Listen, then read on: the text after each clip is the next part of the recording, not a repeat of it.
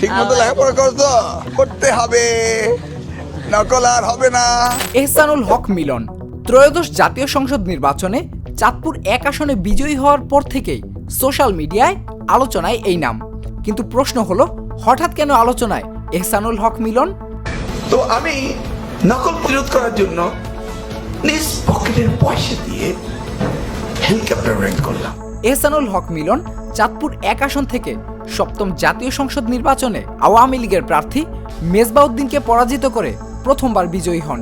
2001 সালের নির্বাচনে তিনি আওয়ামী লীগের প্রভাবশালী প্রার্থী ডক্টর মহিউদ্দিন খান আলমগীরকে পরাজিত করে দ্বিতীয়বার সংসদে যান এবং শিক্ষা প্রতিমন্ত্রী হিসেবে দায়িত্ব পালন করেন।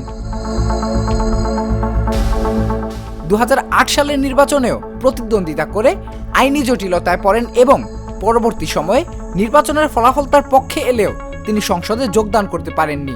2001 সালের 8ম জাতীয় সংসদ নির্বাচনে বিএনপির প্রার্থী হিসেবে বিজয়ী হয়ে তিনি সংসদ সদস্য নির্বাচিত হন।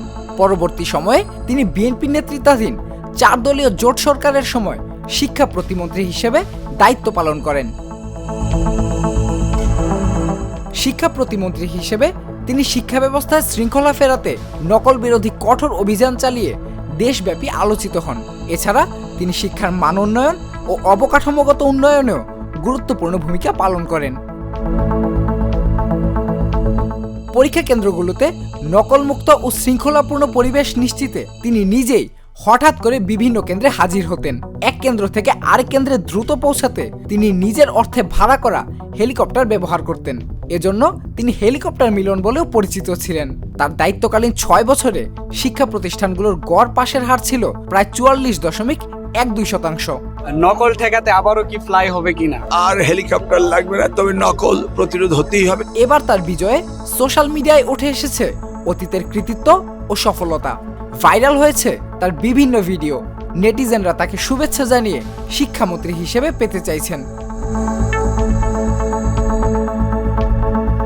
এদিকে বিএনপির শীর্ষ পর্যায় সূত্রে জানা গেছে, দলের গুরুত্বপূর্ণ এই নেতাকে শিক্ষা মন্ত্রণালয়ের দায়িত্ব দেয়া হতে পারে। বিশেষ করে তিনি আগে শিক্ষা প্রতিমন্ত্রীর দায়িত্ব সফলভাবে পালন করেছেন। ফলে তাকে আবারও শিক্ষা মন্ত্রণালয়ের পূর্ণমন্ত্রী করা হতে পারে বলে আলোচনা চলছে। নিলয় দাস, জাগো নিউজ। দুধার চকলেটে একাকার হয়ে ওঠা প্রাণ লেয়ার সম্পর্কের মিষ্টি ম্যাজিক।